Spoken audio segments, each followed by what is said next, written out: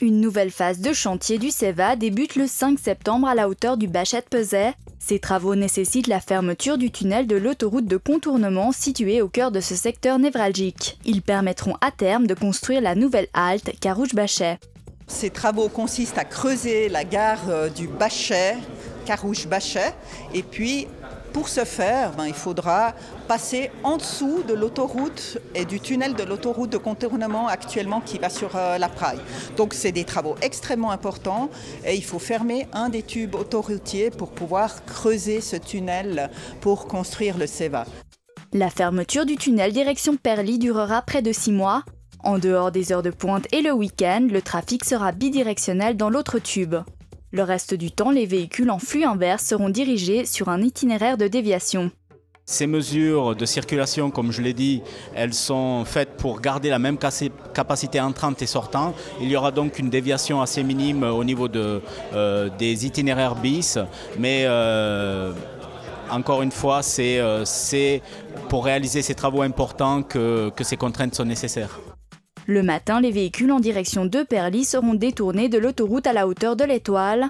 Le soir, les automobilistes se rendant en ville seront eux aussi déviés sur Lancy. Ces mesures devraient permettre aux pendulaires de suivre leur itinéraire habituel. On essaye de maintenir le maximum de flux dans les tunnels existants, le tunnel qui restera ouvert.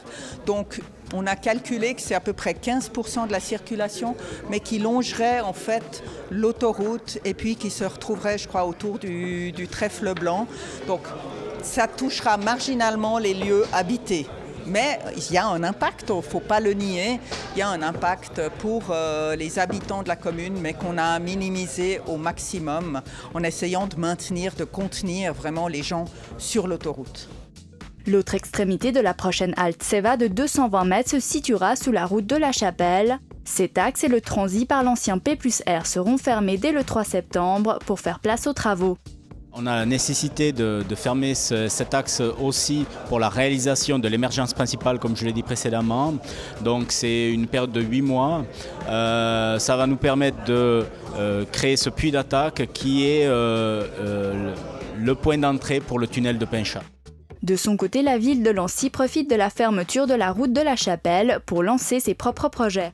Les travaux de génie civil sur la route de la Chapelle, en ce qui nous concerne, sont pour les collecteurs qui sont donc pour le nouveau quartier qui est en construction à l'heure actuelle, la Chapelle-les-Sillets.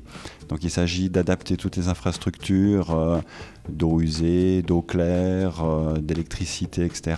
pour accueillir les nouveaux immeubles. Dans le cadre de nos travaux sur la route de la Chapelle, on a prévu donc quelques mesures de déviation de circulation. Ensuite, dans les premiers jours, donc dès le 3, la police municipale va venir sur place pour essayer d'expliquer aux gens qui découvrent un petit peu ces mesures de chantier, qui ne sont pas forcément au courant des mesures de déviation à prendre. L'autoroute et la route de la Chapelle resteront fermées jusqu'au printemps 2013. Pour faire face à cette situation, les autorités recommandent de bien réfléchir à son itinéraire et de favoriser si possible la mobilité douce.